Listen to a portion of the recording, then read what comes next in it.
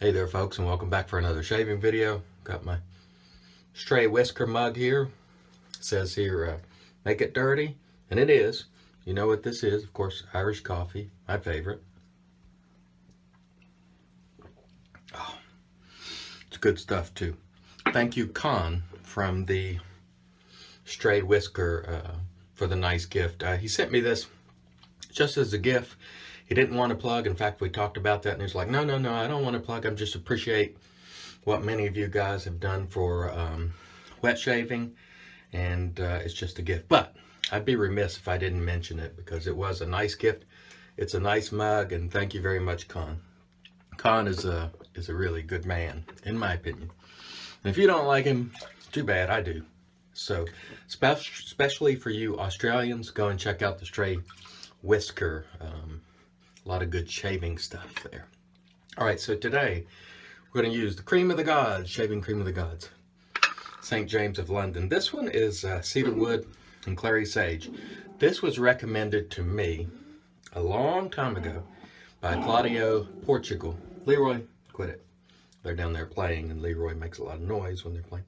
This was recommended to me by Claudio, Portugal, way back before a lot of people knew much about St. James of London. In fact, this is in an old style jar. It's a beautiful scent. It's a beautiful cream, one of the best creams out there. And for my dollar, probably the best, dollar for dollar. All right, let's wet the face and get going. Hope everyone is doing well today. We're in the middle of a snowstorm, or hopefully at the tail end, because it's been snowing since about, I don't know, 8:30 a.m. yesterday. I don't know what time it is now, probably 7. So it's going on 24 hours of straight snow. And we've got over a foot outside, which is unusual. It's happened before, but that is, it usually snows a couple of times a year, and you know, maybe you get a couple of inches, but this is a lot more than we are accustomed to. So needless to say, I'm not going anywhere. Not that I would anyway, but we've gotten a lot of snow. And a lot of people, especially in DC and I guess up in New York, New Jersey, are going to get some snow. Of course, New York is used to it there. Used to everything. Anything. I told Zach Plavridis the other day, anything short of a hydrogen bomb would not be a surprise to the people of New York, because everything happens there. All right, let's get going. I'm going to use the Razor Rock Black Mamba today, along with this fantastic cream. And today's subject, I saw a news story the other day, and it was about a woman who I believe was a delegate or member of the House of Representatives in a state house. I cannot remember the state off the top of my head, but she was charged with voting 19 times. 19. And it brought to my attention something that I've thought about a lot over the years, which is voter identification, and why certain people are against voter identification. Because to me, this lady went and canceled out 18 other votes with her 18 fraudulent votes. She's only entitled to 1 vote.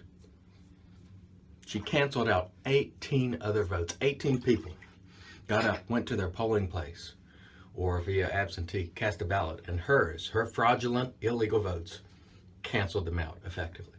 Stand by, we'll come right back. And anyhow, I would suggest, whether those votes fell on your side or not, everyone should be concerned about this sort of thing. It goes against everything we believe in as Americans. Stand back. Good stuff. Anyhow, I don't know how rampant this sort of thing is, but I know in the last election, for example, there was one precinct in New Jersey that had voted over 100% for one of the candidates for president. I mean, over 100%. So that tells you there's a problem. And every time the issue of voter ID comes up, people start coming up, oh, you're trying to suppress voters. No, we're not. Because I support it. And the reason why, quit, Leroy, quit. The reason why is, from my standpoint, a fraudulent vote is the worst possible thing that can happen. It just is. It's horrendously bad, and they should go after these people vigorously when they find them.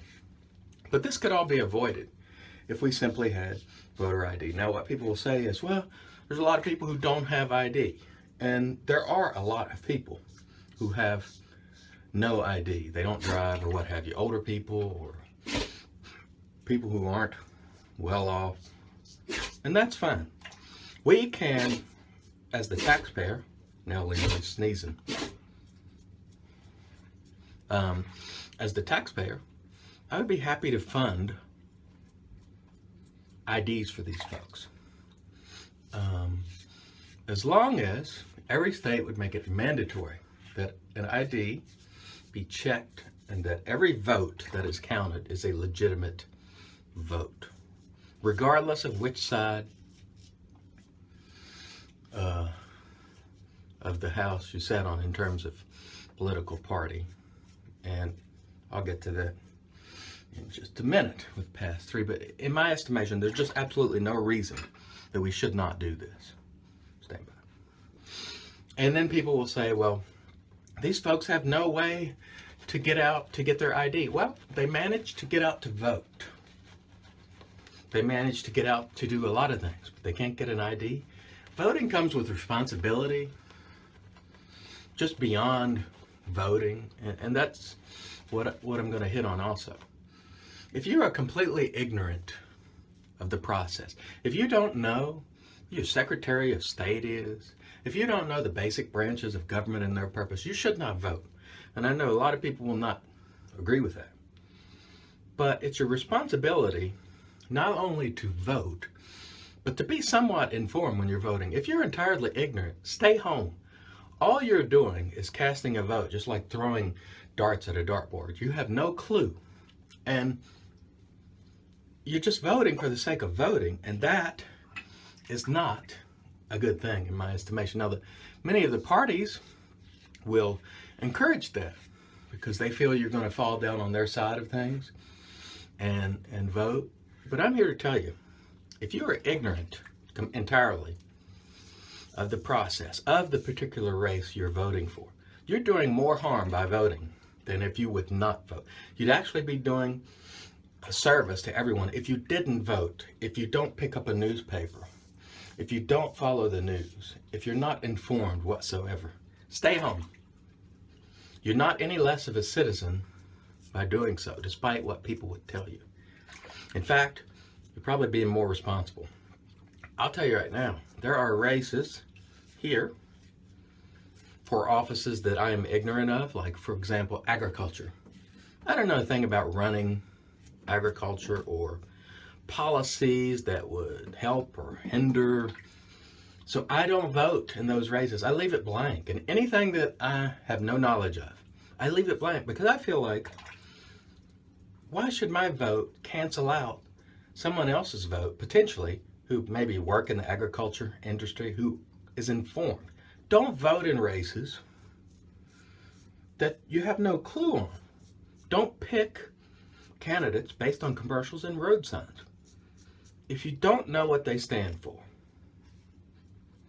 and you haven't followed them at all, and you're not up on the news, don't vote for those races.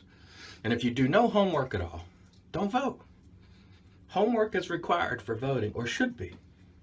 You should have some level of knowledge about who you're voting for and what they stand for. If you don't, stay home. Stand by.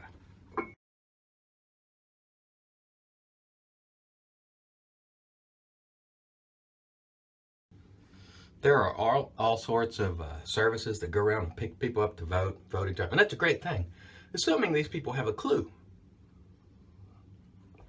A lot of them don't. You've seen the man on the street interviews with these people where they ask them about, you know, who's the vice president or the president or the most basic of things, and they have no clue, and yet they're voting.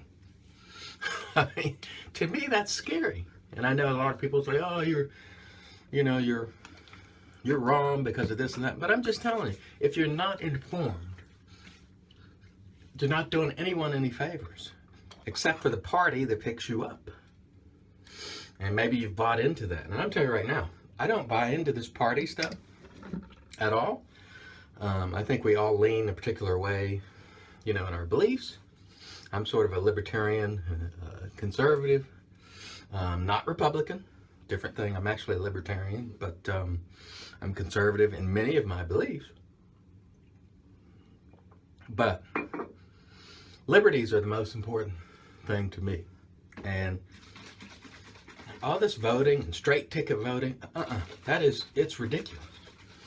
There's no one that can vote straight down the line for Democrat or Republican and have really checked out all those candidates and are sure that they're in line with their views and that they've done their homework on them. I don't think so. I will never vote straight ticket. I don't think there should be a straight ticket. It just adds to all this party stuff as if one party, you know, really supports all of your views. They don't. I don't care whether you're liberal, conservative. There's not a single party that believes in everything you believe in. And if you think so, I mean, you can go and believe in that. I don't think so. All right. Let's do a little review here. But first, a little Irish coffee. It's great stuff. Thank you again, Con and Kim. I really appreciate it. All right. You saw me use the Pinaud Citrus Musk. As I said lately, I've been using some of the cheaper aftershaves and the Pinaud, the two Club Band Classic, and this one, I really like them a lot. The Razor Rock Black Mamba, excellent. Excellent. And the Brush of the Gods with Shaving Cream of the Gods. This is St. James. This is cedarwood and clary sage. And thank you, CP, for actually turning me on to St. James of London, which is fabulous, I think. Okay, guys, maybe I'll go outside and capture a little snow and roll it in. Maybe I won't, but regardless, stay safe, and you guys have a great day.